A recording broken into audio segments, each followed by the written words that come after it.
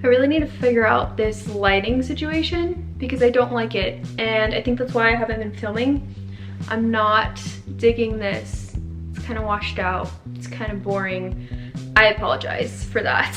I also apologize because I'm in a mood. This is like a silly, goofy mood. And I figured what better time to film my June wrap up than when I'm in a silly, goofy mood, and we're also 7 days into the next month. So here we go. Hello everyone. Today we're going to be doing my June wrap up. I have 9 books that I read in June. It was almost 10, but I got sick on the last day of June. I was so viscerally sick while I was camping, and I know you didn't ask for this right now, but we're just gonna get into it. I literally planned to vlog while I went on vacation and went camping, and I got sick. I had a stomach bug, okay? I'm not gonna go into detail, but it was just so bad, and I didn't finish that book on the day I was supposed to, and I didn't finish that vlog because there was no footage because I was sick. So that really sucked, but we're gonna go ahead and talk about the 9 books that I did read because there were some really great books, some of my new all-time faves, so let's just get into those before I rant for 5 years. First, let's talk about Miss Emily Henry. I read Book Lovers. This one is about 2 characters that are both very bookish people, which all of Emily Henry's characters usually are, I think, except people we meet on vacation. But Nora is an agent for writers and authors. And then we have August, who is an editor. So they both end up in the same small town called Sunshine Falls. But they've kind of been rivalries or just people that don't really like each other. They've been in the same publishing area, the same realm of work. But of course, they keep running into each other in Sunshine Falls. And they figure out that maybe they do like each other and blah, blah, blah, blah, blah, whatever. I gave it 4 stars, okay? I really did like Book Lovers. I DNF'd this one at first, and then going back and rereading it and figuring out that I didn't like it because me and Nora are so similar. She reminds me of Nesta. She is a unlikable character. She's not just a plain Mary Sue like a lot of characters. She is different. She is kind of bitchy, and you know what? I'm here for it. I vibed with it. I think that's why I like this book. It's probably my favorite Emily Henry book that I have read. So sorry that's kind of a diss to Beach Read because I read Beach Read after Book Lovers, and I was not the biggest fan of Beach Read, I will say. I think I gave it, I didn't write it down, I gave it 3 stars, maybe 3.5. Hold on, I called the character in Book Lovers August. That is Charlie. This one is Augustus. Okay, I'm just mixed up. Emily Henry uses the most basic white people names, okay? I'm sorry, I get them confused. Okay, this one is about Augustus and January, but they are writers, they're authors, and they both end up in this little town where they are neighbors, and they have these kind of like beach house, vacation houses, except January doesn't really want to be there, and she's on deadline. Her publisher is like, you need to give us a book because you've given us nothing. Like, girl, give us nothing. We need more. We need money. We need you to put out a new book. And January is like, you know what? I've been dealing with a lot of shit, but okay, I'll give you your book. And so she goes with the sole plan to write this book in this house that she doesn't want to be at, which you learn why when you read it. And Augustus is just her opposite. They just don't like each other. It's kind of an enemies to lovers, but it's not really enemies to lovers. I just don't consider, if they're not holding a knife to each other or willing to kill each other, that's not enemies.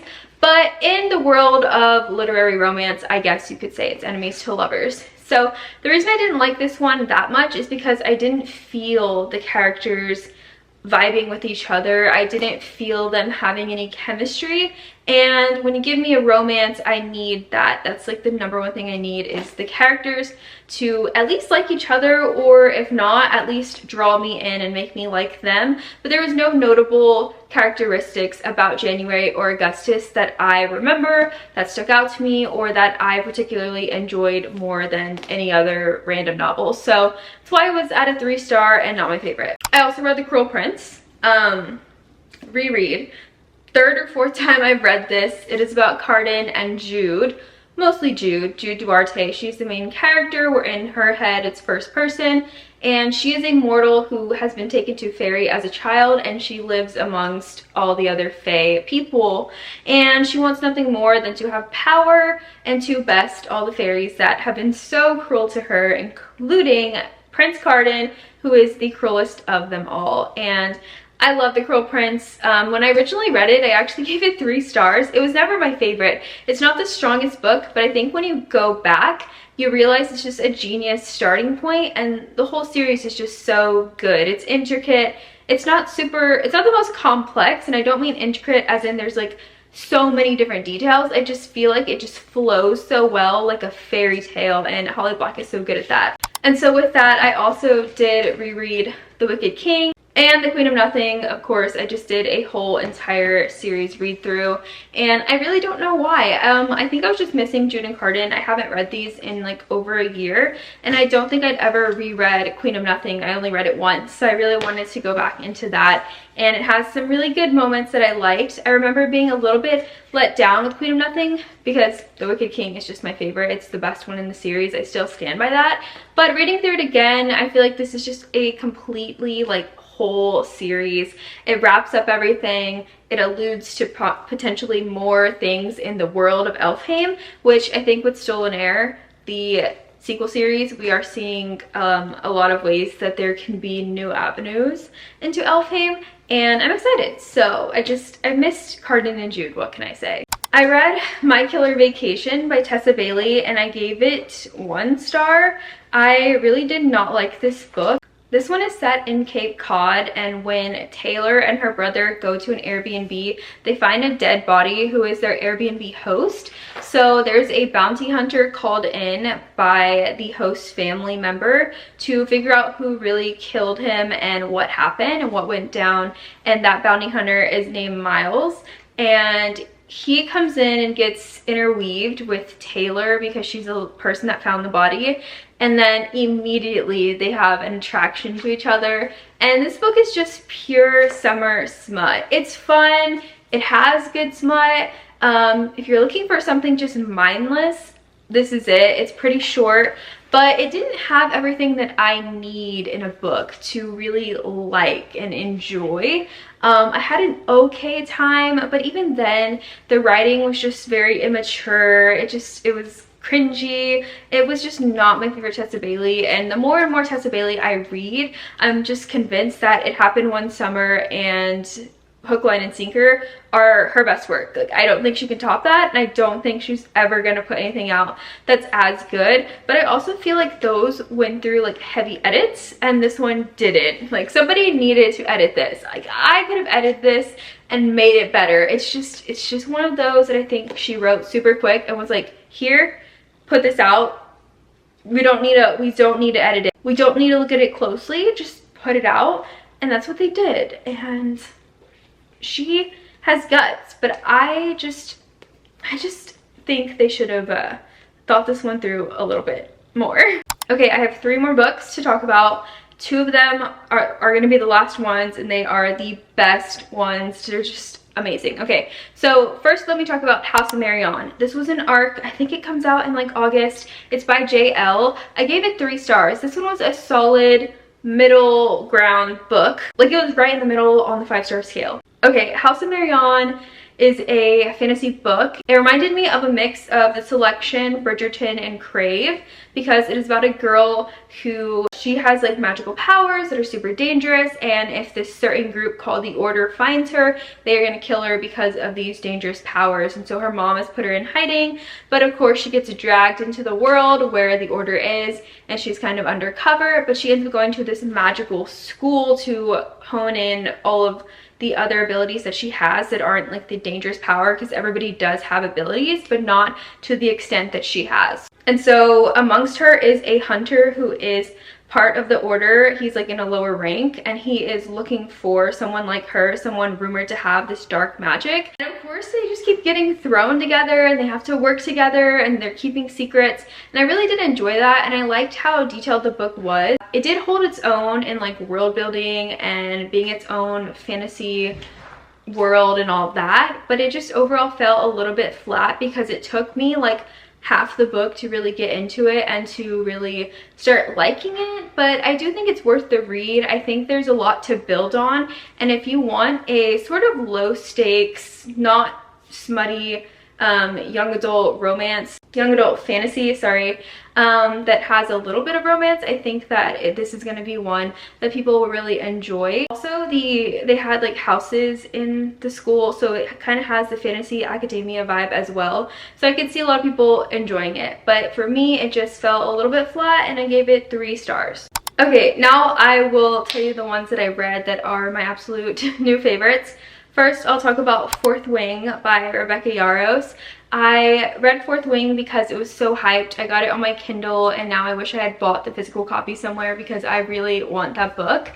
Fourth Wing is about Violet Sorrengail. Her mom is like the commander general of all of their little province of their kingdom. I don't really know what it's called, but she is a very like respected and feared woman, and she's also very cold and like heartless even to her children. So Violet ends up going to this academy where she has to like fight for her life to become a dragon rider. She never wanted to do that. She wanted to be a scribe. She is not, you know, as ruthless as the other contestants going into the academy. And she also has a big reputation because her mom is a commander. Everybody knows her family. Her older sister Mira has already went through this process and she is super well loved. She's good at, you know, the fighting and all that. And her older brother Brennan has also went through the same thing and become a dragon rider. So like a lot is riding on this. But one person there, whose name is Zayden Ryerson, absolutely hates her and wants her dead, as do a lot of people at this school. And it's because he's part of a group of traders, or whose parents were traders to their kingdom, and so Violet's mom murdered Zayden's father. So there's a lot of things going on. What I really liked about Fourth Wing, though, without going into any spoilers, is that it is a fantasy unlike any that I've read in a long time. Like, it's one of those that you read that are just so good. It's like a Six of Crows. It's like a Cruel Prince. Like, they are gonna be widely known. Everybody loves them because they're good. And this one actually reminds me a lot of Divergent, but just in a more adult setting, because it's not young adult, it's new adult. And I think that's why I enjoyed it a lot more too, because the characters are aged up. They're like more my age. They are more mature. The things that they say, the way they talk is going to be a little bit more how I like to see characters interact in books. It also has dragons, which is great because I haven't read a book that had dragons in it in a long time. So I think it brings a new mix of different types of genres and novels that we've seen before. Almost like I've seen people call it like the Hunger Games or like Divergent. Things like that, and I feel like it gives those same nostalgic feels as the dystopians that we all loved, but it's not a dystopian. It's bringing in more of like almost like a Sarah J Maas vibe in the writing style. So it has a lot of mix, like I said, of books that everybody loves. So I think that's why a lot of people love it, and I see it. I loved it as well. It's really good. You should read Fourth Wing. I swear the lighting just keeps getting worse and worse. I'm so sorry. But the last book I will talk about is this one, Tomorrow and Tomorrow and Tomorrow by Gabrielle Zevin. I tabbed the heck out of this book, as you can see. I underlined a lot. I loved this book so much. This one is a little bit harder to explain, but I mentioned on my channel before, I've called it a science fiction book, but it's not sci-fi, and I don't know where I got that. I think it just gives me sci-fi vibes, but it's not. It's pretty much just, I would say, like a literary fiction book, but it does have some sci-fi feels in the things that go on, so I'll do my best to explain it. This book is about Sadie Green and Sam Mazur. They are two people that met as children, and when they got older, they ended up becoming the creators of a video game that went super viral. And it's not like a phone app video game. This book is set in the 90s. It is a old school video game you played on a computer or like a monitor, things like that. And one thing I really loved was the timeline of the book, that it is in the 90s, so it's not this new modern stuff. It's older, it has such a cool nostalgic vibe. Even though I wasn't an adult in the 90s, I really liked it. I liked that timeline. Also, just the timing of the book. We span so many years of Sadie and Sam's life. It's almost like we have a complete full circle rundown of their entire life. So it's not just a slice of life book, which I enjoyed because it's long, it's dense, you get into the nitty-gritty of these characters, and I feel like that's why you feel such a connection, or that's at least why I felt such a connection. And so Sadie and Sam make the video game. They're super successful because it does so well. The book is pretty much telling the story of that, how that happened, and also their daily lives in between, and how they had such a big falling out and once were the best of friends and then turn into having such a hate relationship with each other. But along this immaculate, amazing journey, I just fell so in love with Sadie and Sam on their own, together with the other characters in the book. And there's so many other characters that do feel fleshed out and you get to know them as well. And then having the video game aspect, I think, is where I get the sci-fi vibes, because they are fantastical games that they create, and the author doesn't take liberties. Like, she goes into the games as well. She describes everything in the book, and if she's going to bring something in and introduce it, she's going to completely explain it, and it's going to have a point and serve a purpose in the book. And this book made me cry. You can ask my husband. I finished it sitting it right next to him, and I just wanted to sob because I was just sad it was over, and I haven't felt the way I did about this book in so long. There are certain books out there that are just good books. It's just a good book, and another one like this I feel like is like The Shadow of the Wind by Carlos Ruiz Zafón. They're just so good, and this is definitely one of those. This is one of my all-time favorite books ever. If I could recommend anyone to read any book, it would be this one. But I also feel like you have to have the patience to understand the book. You have to go into it knowing that you want to experience the full effect. So you can't just like read this lightly. It's not a light read, and I was in the mood for that, and I read it at the perfect time in my life. I've had it for over a year, and so I barely read it this June, and it was just perfect timing, perfect placement in my life. So many quotes I loved, and if there's one book you take away from my channel, it's this one, or Red Rising obviously, but this one, because I could talk about this book all day, but I won't. So if you've read Tomorrow and Tomorrow and Tomorrow, please let me know and we can talk about it down in the comments. I even talked to a couple people on Instagram just by posting it that I never engaged with, and then they started talking to me about it, and I'm like, you know what, let's be besties, because if you've read this, you're mine. Like, we are on the same wavelength. It's amazing. But that's all 9 books that I read in June. So I hope you enjoyed this. Let me know some of your favorite reads from June down below, or if you've read any of these. If you've read Tomorrow and Tomorrow and Tomorrow, comment right now. Or if you're gonna read it, comment right now. But that's it. If you want to follow me on any of my social media, I have my Instagram, Twitter, TikTok, all of that linked down below. And if you want to help support my channel, there are ways to down below as well. That's gonna be it. So I'll see you in the next video. Bye!